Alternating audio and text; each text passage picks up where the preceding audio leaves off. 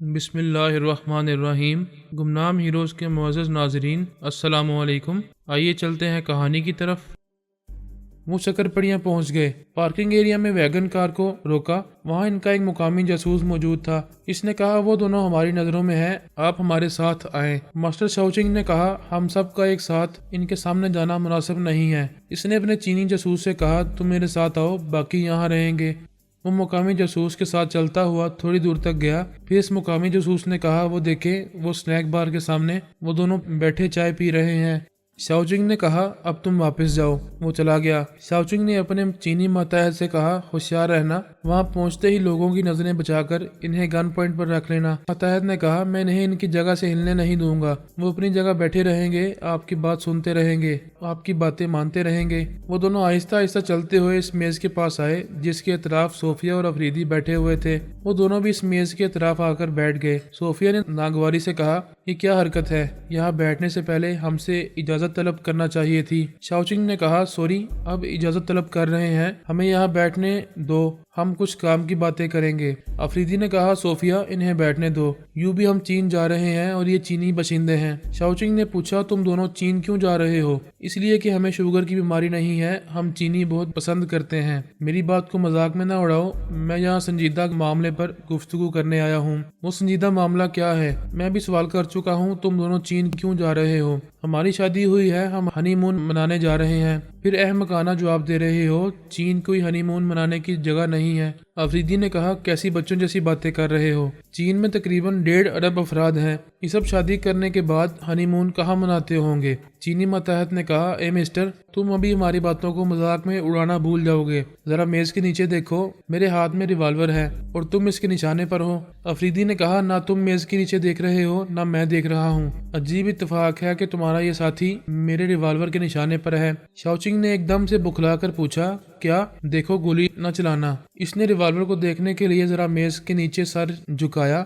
چینی سراغ رساں کی توجہ ذرا اس کی طرف ہوئی۔ افریدی نے میز کے نیچے سے ہی اس چینی ماتحت کو ایک زوردار لات ماری۔ وہ کرسی سمیت پیچھے الٹ گیا، پھر اس سے پہلے کہ وہ زمین پر سے اٹھتا افریدی نے چھلانگ لگا کر قریب پہنچ کر اپنا ایک پیر اس کے ریوالور والے ہاتھ پر رکھ دیا۔ وہ تکلیف سے چیخ پڑا۔ جوتوں سمیت اس کے پاؤں کا وزن ایسا تھا کہ کلائی ٹوٹتی ہوئی سی لگ رہی تھی۔ اس کی انگلیاں ڈھیلی پڑ گئیں، ریوالور کو گرفت میں نہ رکھ سکیں۔ کاؤنٹر پر کھڑے ہوئے اور دوسری میزوں کے اطراف بیٹھے ہوئے لوگ قریب آنے لگے۔ افریدی نے جھک کر اس کے ریوالور کو اٹھایا، پھر لوگوں کو دکھاتے ہوئے کہا یہ اس کھلونے سے کھیلنے آیا تھا، اب یہ کھلونا اس کی موت بن سکتا ہے۔ ایک شخص نے حیرانی سے کہا چین تو ہمارا بہترین دوست ہے، پھر یہ چینی تمہارا دشمن کیوں ہے؟ صوفیہ نے آگے بڑھ کر کہا اس کا تعلق چین سے نہیں ہے، آپ لوگ ایک ہی جیسی شکل و صورت سے دھوکہ نہ کھایا کریں۔ یہ لوگ برٹش ہانگ کانگ یا امریکی چائنا ٹاؤن سے آتے ہیں اور طرح طرح کی سازشوں سے پاکستان اور چین کی دوستی کو کمزور بنانا چاہتے ہیں۔ پاکستانی عوام چین سے گہری دوستی کے جذبات رکھتے ہیں، چین کے خلاف کوئی بات ہو تو سننا گوارا نہیں کرتے۔ انہوں نے جب سنا کہ چینی سراغ رساں دشمن ہے تو سب ان کی پٹائی کرنے لگے۔ کچھ تعلیم یافتہ لوگوں نے سمجھایا کہ قانون کو ہاتھ میں نہ لو، یہ غیر ملکی دشمن ہے، اسے تھانے میں لے چلو، مگر لوگ جوش و جذبات میں آتے ہیں تو پھر کسی کی نہیں سنتے۔ انہوں نے اس چینی سراغ رساں کو مارتے مارتے ادمرہ کر دیا۔ ایک پولیس انسپکٹر اور 4 سپاہی آ گئے، انہوں نے بڑی مشکلوں سے لوگوں کو دور کرتے ہوئے اس چینی سراغ رساں کو اپنی سیکیورٹی میں لیا۔ افریدی سے بولا اس کا ریوالور ہمیں دو اور تھانے چل کر اپنا بیان لکھواؤ۔ افریدی نے کہا ہم بھی غیر ملکی ہیں، کل چین جانے والے ہیں، تھانے پولیس کے چکر میں اپنا وقت ضائع نہیں کریں گے، آپ سفارتی سطح پر کارروائی کریں، پل ہوٹل کے کمرہ نمبر 881 میں آئیں، ہم اپنا بیان دیں گے۔ صوفیہ اور افریدی نے انہیں اپنے کاغذات دکھائے۔ پولیس انسپکٹر کسی بھی غیر ملکی کو جبراً تھانے نہیں لے جا سکتا تھا۔ اس نے کہا ٹھیک ہے، ہم سفارتی سطح پر کارروائی کریں گے۔ افریدی نے کہا اس کے ساتھ ایک اور چینی شخص ہے۔ ان سب نے آس پاس اور دور تک دیکھا، شاوچنگ نظر نہیں آیا، اس ہنگامے کے دوران میں بھیڑ لگنے سے فائدہ اٹھا کر فرار ہو گیا تھا۔ بابا صاحب کے ادارے کے ٹیلی پیتھی جاننے والے 2 سراغ رساں صوفیہ اور افریدی کے دماغوں میں سیکیورٹی گارڈ کی حیثیت سے رہتے تھے۔ ان میں سے ایک نے افریدی سے کہا آپ یہاں سے چلیں، ہم جانتے ہیں وہ کہاں گیا ہے۔ صوفیہ اور افریدی وہاں سے چلتے ہوئے پارکنگ ایریا میں اپنی رینٹڈ کار کے پاس آئے۔ صوفیہ نے کہا میں ڈرائیو کروں گی، تم آرام سے بیٹھو اور اپنے دماغ میں آنے والے محافظ سے باتیں کرو۔ وہ دونوں کار میں بیٹھ گئے۔ صوفیہ نے کار سٹارٹ کی، پھر اسے ڈرائیو کرتے ہوئے شکرپڑیاں سے باہر نکل گئی۔ شاوچنگ نے موقع سے فائدہ اٹھایا تھا، جب وہاں بھیڑ لگنے لگی اور اس کے چینی ماتحت کی پٹائی ہونے لگی تو وہ وہاں سے فوراً ہی نکل بھاگا، دوڑتا ہوا ویگن کار کے پاس آیا۔ وہاں اس کے 4 سراغ رساں انتظار کر رہے تھے۔ اس نے کہا فوراً گاڑی سٹارٹ کرو، یہاں سے نکل چلو، گڑبڑ ہو گئی ہے۔ وہ سب گاڑی میں بیٹھ گئے۔ اس نے اسے آگے بڑھاتے ہوئے پوچھا، کیا بات ہے، آپ کا وہ ماتحت کہاں ہے؟ شاؤ چنگ جھوٹ بولنے لگا، اسی کم وقت کی بے وقوفی کی وجہ سے کام بگڑ گیا ہے۔ اس نے وہاں پہنچ کر میز کے نیچے ریوالور نکال کر ان میاں بیوی کو دھمکی دی تھی، لیکن وہ نوجوان بہت ہی پھرتیلا تھا۔ اس نے جوابی حملہ کرتے ہوئے اچانک اسے ٹھوکر ماری، وہ ریوالور سمیت پیچھے جا کر زمین پر گر پڑا۔ اس طرح وہ قابو میں آ گیا۔ لوگ اسے غیر ملکی جاسوس سمجھ کر پیٹنے لگے۔ اگر میں وہاں سے بھاگ کر نہ آتا تو پتہ نہیں وہ لوگ میرا کیا حال کرتے، پھر میں تھانے پولیس کے چکر میں پھنس جاتا۔ ایک سراغ رساں نے کہا، اگر میں آپ کے ساتھ جاتا تو انہیں گن پوائنٹ پر لے آتا۔ یہ اب تک معلوم نہیں ہو سکا کہ وہ یہاں کیا کر رہے ہیں اور چین کس لیے جانے والے ہیں۔ ایک تو وہ پیرس سے آئے ہیں اور دوسری یہ کہ چین جا رہے ہیں، تیسری یہ کہ وہ نوجوان بہت ہی پھرتیلا اور زبردست فائٹر ہے۔ ان سب باتوں سے ظاہر ہے کہ اس کا تعلق بابا صاحب کے ادارے سے ہے۔ اب سمجھنے کے لیے کچھ نہیں رہا ہے، بہت کچھ ہے۔ یہ معلوم کرنا ہوگا کہ وہ چین کیوں جا رہا ہے۔ اس کے ساتھ ضرور بابا صاحب کے ادارے کا خفیہ پیغام ہوگا اور چین سے ہونے والے معاہدے کی دستاویزات ہوں گی۔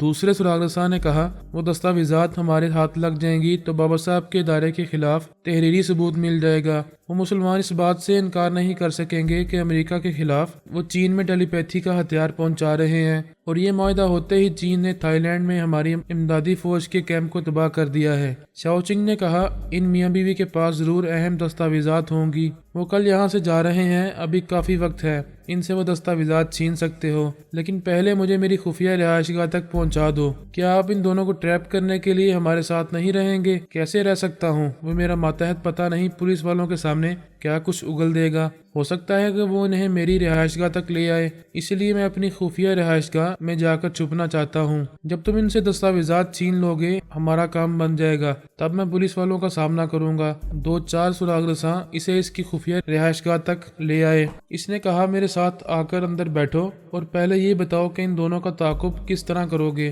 میں نہیں چاہتا کہ میرے اس ماتحت کی طرح تم لوگ بھی کام بگاڑ دو۔ مصعب اس کے ساتھ اس بنگلے کے اندر ڈرائنگ روم میں آ کر صوفوں پر بیٹھ گئے۔ ایسے ہی وقت شاؤ چنگ نے اپنے موبائل سے بزر کی آواز سنی۔ اس نے موبائل فون نکال کر اسے آن کیا، پھر کان سے لگا کر بولا، ہیلو۔ اسے آواز سنائی دی، ہیلو، تم کہاں بچ کر جاؤ گے؟ تمہارے اس ماتحت نے ہمیں تمہارا یہ موبائل نمبر بتایا ہے، بہتر ہے خود کو قانون کے حوالے کر دو، ورنہ ہم ثابت کر دیں گے کہ تم ملک دشمن سرگرمیوں میں مصروف رہتے ہو۔ شاؤ چنگ نے کہا، موبائل فون نمبر معلوم ہونے سے کیا ہوتا ہے؟ تم میری خفیہ پناہ گاہ تک کبھی نہیں پہنچ پاؤ گے، کبھی مجھے تلاش نہیں کر پاؤ گے۔ یہ کہہ کر اس نے موبائل فون کو آف کر دیا۔ وہ چاروں سراغ رساں اسے حیرانی سے دیکھ رہے تھے۔ وہ بولا، وہی نوجوان تھا، وہ دعویٰ کر رہا تھا کہ مجھے ملک کا دشمن ثابت کر سکتا ہے۔ ایک سراغ رساں نے کہا، مسٹر شاؤ چنگ، آپ کو کیا ہو گیا ہے؟ وہاں ہوٹل سے آتے وقت آپ نے لفٹ کے اندر بار بار الارم کے بٹن کو دبایا جبکہ وہاں کی بجلی کٹی ہوئی تھی۔ اب یہاں اپنا فون نکال کر اسے آن کر کے نمبر بھی پنچ نہیں کیے اور یوں ہی بات کرنے لگے۔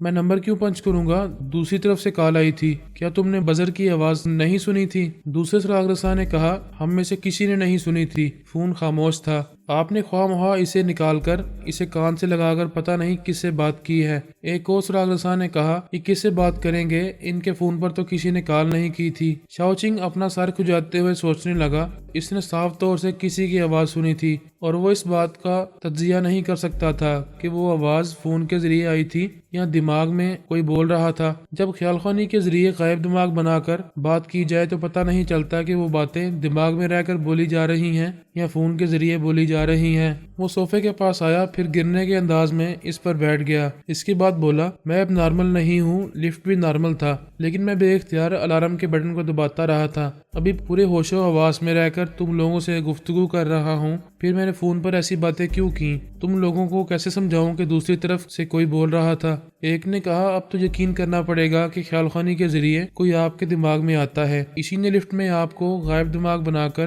الارم کا بٹن بار بار دبانے پر مجبور کیا تھا، اور اب اسی نے آپ کے دماغ میں رہ کر آپ کو یہ سمجھایا کہ موبائل فون پر آپ کی کال ہے۔ آپ نے فون نکال کر اسے کان سے لگا لیا، بات بھی کی، جبکہ ہم سب سن رہے ہیں۔ فون پر بزر کی آواز سنائی نہیں دی تھی۔ وہ پریشان ہو کر بولا، اب مجھے بھی شبہ ہے کوئی ٹیلی پیتھی جاننے والا میرے دماغ میں آتا ہے۔ ایک نے کہا، کوئی اور نہیں آتا ہے، وہی نوجوان اور اس کی بیوی دونوں ہی ٹیلی پیتھی جانتے ہیں۔ وہ سہم کر بولا، نہیں ایسا نہ کہو، اگر وہ ٹیلی پیتھی جانتے ہیں تو یہ بھی جان گئے ہوں گے کہ یہ خفیہ پناہ گاہ کہاں ہے، وہ ادھر سیدھے چلے آئیں گے۔ ایک نے پوچھا، ابھی تم نے اس فون پر یعنی اپنے دماغ میں اسی نوجوان کی آواز سنی تھی؟ ہاں، میں اس پارک میں اس کے قریب میز پر بیٹھا تھا، میں نے اس کی آواز اور لب و لہجے کو اچھی طرح سنا تھا، وہ مجھے یاد ہے، اور ابھی دماغ میں یا فون پر وہی آواز وہی لب و لہجہ سنائی دے رہا تھا۔ پھر تو اس میں شبے کی کوئی گنجائش نہیں رہی، وہ نوجوان ٹیلی پیتھی جانتا ہے اور ابھی آپ کے دماغ میں بول رہا تھا۔ وہ فوراً ہی اٹھ کر بولا، میں یہاں نہیں رہوں گا، بلکہ ہم سب کو فوراً یہاں سے بھاگ جانا چاہیے۔ ایک سراغ رساں نے پوچھا، بھاگ کر کہاں جائیں گے؟ اس نے تو آپ کے ذریعے ہماری آوازیں بھی سنی ہوں گی، وہ ہمارے دماغوں میں بھی آتا ہوگا۔ جب تک وہ ہمیں مخاطب نہیں کرے گا ہمیں پتہ نہیں چلے گا، لیکن ہمیں یقین ہے کہ ہم سب بری طرح ٹیلی پیتھی کے شکنجے میں پھنس گئے ہیں۔ او گارڈ، میں کیا کروں؟ ہماری سلامتی اسی میں ہے کہ ہمارا کوئی ٹیلی پیتھی جاننے والا آ جائے اور ہماری مدد کرے۔ شاؤ چنگ نے فوراً ہی ہاٹ لائن پر امریکی فوج کے اعلیٰ افسر سے رابطہ کیا، پھر اسے اپنے خیالات بتاتے ہوئے کہا، ہم بڑی مصیبت میں ہیں، وہ نوجوان اور اس کی بیوی دونوں ہی ٹیلی پیتھی جانتے ہیں اور وہ ہمارے دماغوں میں آ رہے ہیں۔ دوسری طرف سے اعلیٰ افسر نے جواب نہیں دیا۔ سبھی نیلما سے خوف زدہ تھے کہ وہ یوگا جاننے والوں کے بھی دماغوں میں گھس آتی ہے، جبکہ 3J وغیرہ نے کئی اکابرین کے دماغوں کو مکفل کر دیا تھا۔ تھوڑی دیر بعد شاؤ چنگ نے اپنے دماغ میں آواز سنی، کوئی کہہ رہا تھا، ہیلو شاؤ چنگ، فوج کے اعلیٰ افسر نے مجھے تمہارے پاس بھیجا ہے۔ مجھے صرف اتنا بتایا گیا ہے کہ تم سب کے دماغوں میں ٹیلی پیتھی جاننے والے آ رہے ہیں۔ ہاں پلیز میرے دماغ میں رہو، اگر وہ آئیں تو فوراً ہی انہیں بھگا دو، انہیں میرے اندر ایک سیکنڈ کے لیے بھی نہ رہنے دو۔ میں تمہارے اور ان سراغ رسانوں کے دماغوں سے کسی کو بھگا نہیں سکوں گا۔ ٹیلی پیتھی جاننے والے یوگا کے ماہر ہوتے ہیں، وہ اپنے دماغ میں نہیں آنے دیں گے، پھر میں کیسے ان کا راستہ روک سکوں گا؟ مجھ سے پوچھ رہے ہو کیسے راستہ روکو گے؟ تم ہمارے ملک کے ٹیلی پیتھی جاننے والے ہو، تمہارا فرض ہے کسی طرح بھی ہماری حفاظت کرو۔ زندہ سلامت رہنا چاہتے ہو تو ایک ہی راستہ ہے، فوراً یہ شہر اور یہ ملک چھوڑ کر چلے جاؤ۔ تم ان کے راستے کی رکاوٹ نہیں بنو گے تو وہ بھی تمہیں نقصان نہیں پہنچائیں گے۔ کیا تم نے برے وقت میں بھاگنے کا مشورہ دینے کے لیے ٹیلی پیتھی سیکھی ہے؟ بکواس مت کرو، اس شہر کو فوراً چھوڑ دو۔ ان ٹیلی پیتھی جاننے والوں کو یقین ہو جائے گا کہ اب تم ان کے راستے میں رکاوٹ نہیں بنو گے۔ ٹھیک ہے، میں ابھی اس شہر کو چھوڑ رہا ہوں، میرے ساتھ یہ چاروں سراغ رساں بھی جائیں گے کیونکہ وہ ان سب کے دماغوں میں آنے لگے ہیں، لیکن ان کے پاس جو اہم دستاویزات ہیں ان کو بھی حاصل کرنا ہے۔ وہ دستاویزات حاصل کرنا ہماری ذمہ داری ہے، تم جاؤ۔ اس نے چاروں سراغ رسانوں سے کہا، چلو ویگن کار کی ٹینکی فل کرا لو، ہم ابھی لاہور چلیں گے۔ وہ اپنا ضروری سامان ایک ٹیچی میں رکھ کر ان کے ساتھ جانے لگا۔ اس وقت اس کے دماغ میں آواز ابھری، ہیلو شاؤ چنگ، اگر تمہارے دماغ میں تمہارا وہ ٹیلی پیتھی جاننے والا موجود ہے تو یہ سن لے کہ تم یہاں سے جانے کے بعد بھی زندہ نہیں رہو گے، کیونکہ یہاں کل یا پرسوں پھر واپس آؤ گے۔ ہمارا کچھ نہیں بگاڑو گے، لیکن ہمارے بعد جو یہاں لوگ آتے جاتے ہیں انہیں نقصان پہنچاؤ گے۔ امریکی ٹیلی پیتھی جاننے والا کینی بال اس وقت شاؤ چنگ کے دماغ میں موجود تھا۔ اس نے کہا، مسٹر، میں تمہاری آواز سن رہا ہوں، یہ نہیں جانتا کہ کون ہو، میرے لیے اتنا یقین کرنا ہی کافی ہے کہ تمہارا تعلق بابا صاحب کے ادارے سے ہے۔ میں یہ نیک مشورہ تمہیں مفت دے رہا ہوں کہ شاؤ چنگ اور ان چاروں سراغ رسانوں کو نقصان نہ پہنچاؤ، ورنہ کل تم اپنی اس بیوی یا گرل فرینڈ کے ساتھ چین جانے والے طیارے میں سوار نہیں ہو سکو گے۔ کل بہت دور ہے، ابھی ہم ایک ریستوران میں کھانا کھانے جا رہے ہیں، پہلے ہمیں کھانے سے روک دو، بعد میں ہمیں چین جانے سے روکنا۔ وہ سب ویگن کار میں جا رہے تھے۔ شاؤ چنگ نے کہا، اے مسٹر، ہمارے ٹیلی پیتھی جاننے والے، تم خاموش کیوں ہو گئے؟ ہمارے دشمن کی بات کا جواب دو۔ یو شٹ اپ، تم خاموشی سے جاؤ، یہ تمہارا کچھ نہیں بگاڑے گا۔ جب تک ہم لاہور نہ پہنچے ہمارے دماغ میں رہو، ورنہ یہ کہیں بھی ہمارے ساتھ کچھ بھی کر سکتا ہے۔ میں تم لوگوں کی حفاظت کے لیے آیا ہوں اور حفاظت سے اس شہر کے باہر چھوڑ دوں گا، نہیں لاہور تک ہمارے ساتھ رہو۔ پتہ نہیں کتنے گھنٹوں کا سفر ہے، میری دوسری بہت اہم مصروفیات ہیں، میں صرف تمہارے ساتھ نہیں رہ سکتا۔ شاؤ چنگ نے کہا، میں ہاٹ لائن پر امریکہ سے بات کروں گا، پھر وہ تمہیں ہمارے ساتھ رہنے پر مجبور کر دیں گے۔ دوسری سوچ کی لہر ابھری، آواز آئی، تم دونوں آپس میں کیوں لڑ رہے ہو؟ میں وعدہ کرتا ہوں کہ شہر سے باہر جاؤ گے تو نقصان نہیں پہنچاؤں گا، لیکن باہر نہیں جا سکو گے، اسی شہر میں رہو گے اور نقصان اٹھاتے رہو گے۔ کینی بال نے کہا میں ٹیلی پیتھی کے ہتھ کنڈے جانتا ہوں، یہ سمجھ رہا ہوں کہ تم کیا کرو گے۔ تم اس گاڑی کے ڈرائیور کے دماغ پر قبضہ جما کر ان پانچوں کو کسی حادثے سے دوچار کرو گے۔ میں جا رہا ہوں اور اس ڈرائیور کے دماغ پر قبضہ جما کر رکھوں گا۔ شاؤ چنگ نے چیخ کر کہا نہیں، ہرگز نہیں، میرے دماغ سے نہ جانا،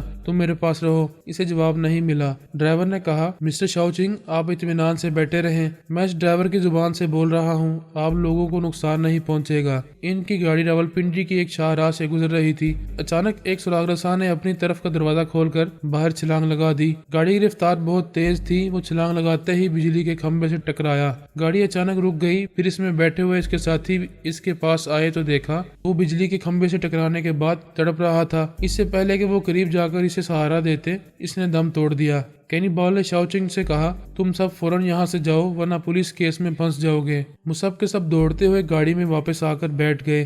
شاؤ چنگ نے کہا میں نے پہلے تم سے کہا تھا میرے دماغ میں رہو، وہ دشمن مجھے بھی چلتی گاڑی سے چھلانگ لگانے پر مجبور کر دے گا۔ کینی بال نے کہا میں تمہارے دماغ میں رہوں گا تو وہ گاڑی چلانے والے کے دماغ پر قبضہ جمائے گا اور اس گاڑی کو کہیں لے جا کر ٹکرا دے گا۔ وہ بحث میں الجھ گئے تھے اور گاڑی چلانے والا غائب دماغ ہو گیا تھا۔ گاڑی کو تیز رفتاری سے ڈرائیو کرتا ہوا پولیس اسٹیشن کے احاطے میں لے آیا، پھر اس نے وہاں کی ایک دیوار سے اسے ٹکرا دیا۔ ٹکر ایسی زبردست تھی کہ اندر بیٹھے ہوئے تمام افراد ایک دوسرے سے ٹکرا گئے۔ آگے بیٹھنے والے ونڈ سکرین کے شیشے سے ٹکرائے تو شیشہ چکنا چور ہو گیا اور وہ دونوں لہو لہان ہو گئے۔ بہت سارے سپاہی دوڑتے ہوئے وہاں آئے۔ کینی بال نے کہا لعنت ہے تم لوگوں پر، آخر پولیس کے ہتھے چڑھنے آ گئے۔ اس بار شاؤ چنگ کوئی جواب نہ دے سکا، اگلی سیٹ پر بیٹھنے کے باعث وہ ونڈ سکرین کے شیشے سے ٹکرایا تھا۔ ٹوٹے ہوئے شیشے کے درمیان اس کی گردن پھنس گئی تھی، ایک شیشے کی نوک اس کے حلق میں پیوست ہو گئی تھی۔ وہ ذرا سا تڑپنے کے بعد ہمیشہ کے لیے ٹھنڈا پڑ گیا۔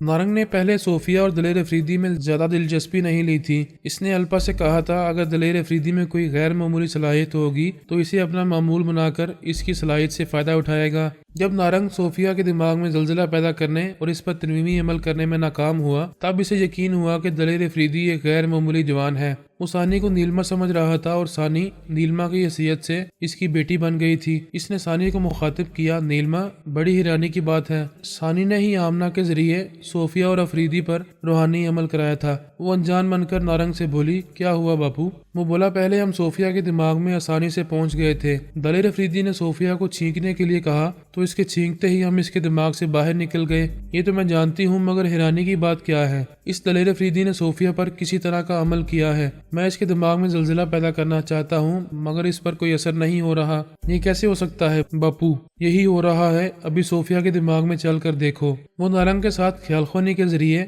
صوفیہ کے دماغ میں آئی، اس نے سانس روک لی۔ وہ دونوں اس کے دماغ سے نکل آئے، پھر انہوں نے دلیر افریدی کے دماغ میں پہنچنا چاہا تو وہاں بھی ناکامی ہوئی۔ وہ بولی باپو ان دونوں میں کوئی غیر معمولی صلاحیت نہیں تھی۔ پھر وہ 15-20 منٹ کے اندر ہی خیال خوانی کی لہروں سے محفوظ کیسے ہو گئے؟ نیلما بیٹی، میری عقل کام نہیں کر رہی ہے باپو، یہ بڑا پیچیدہ معاملہ ہے، آپ اسے سمجھنے کی کوشش کریں۔ میں اپنے معاملات میں بہت مصروف ہوں، ابھی جا رہی ہوں، جلد ہی آپ سے رابطہ کروں گی۔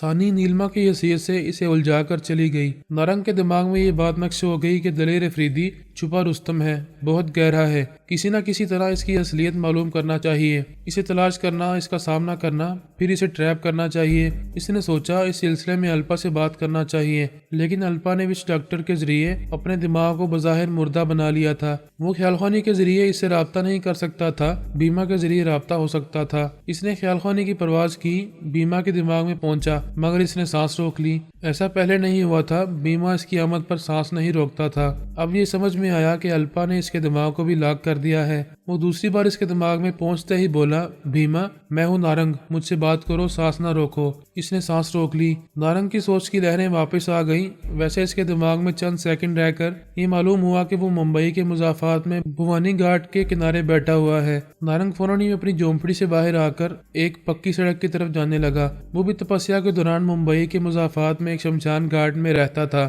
آئندہ ایک شاندار زندگی گزارنے والا تھا۔ وہ پکی سڑک پر پہنچا، وہاں ایک کار کھڑی ہوئی تھی، ایک شخص کار کا پہیہ بدل رہا تھا، دو افراد کار سے ٹیک لگائے باتیں کر رہے تھے۔ ان میں سے ایک باتوں کے دوران میں ایک ریوالور کو رومال سے پوچھ رہا تھا۔ نارنگ نے ان کے پاس آ کر کہا، میں بھوانی گھاٹ جانا چاہتا ہوں، یہاں سے صرف 7 کلومیٹر پر ہے۔ ریوالور والے نے پوچھا، تم بھوانی گھاٹ جا رہے ہو؟ ہم کیا کریں؟ دوسرے نے کہا، پوچھتے کیا ہو، یہ اپنے باپ کی گاڑی سمجھ کر بیٹھنا چاہے گا۔ نارنگ نے ایک میلی سی دھوتی پہنی ہوئی تھی، جسم کا اوپری حصہ ننگا تھا، حلیے سے ننگا بوکھا دکھائی دیتا تھا۔ 40 دنوں کی تپسیا سے فارغ ہونے کے بعد وہ 3 دنوں سے کالے عمل میں مصروف رہا تھا، اس لیے حلیے سے جی مائی باپ کہنے والا غریب محتاج دکھائی دے رہا تھا۔ کار کا پہیہ تبدیل ہو چکا تھا۔ پہیہ تبدیل کرنے والے نے نارنگ سے کہا، اپنا حال دیکھو، ہمارے ساتھ بیٹھنے کے قابل نہیں ہو، بولو تو تمہیں ڈکی میں ڈال کر لے جائیں گے۔ اس بات پر وہ تینوں ہنسنے لگے۔ نارنگ ان تینوں کو خیال خوانی کے ذریعے ہلاک کر کے کار لے جا سکتا تھا،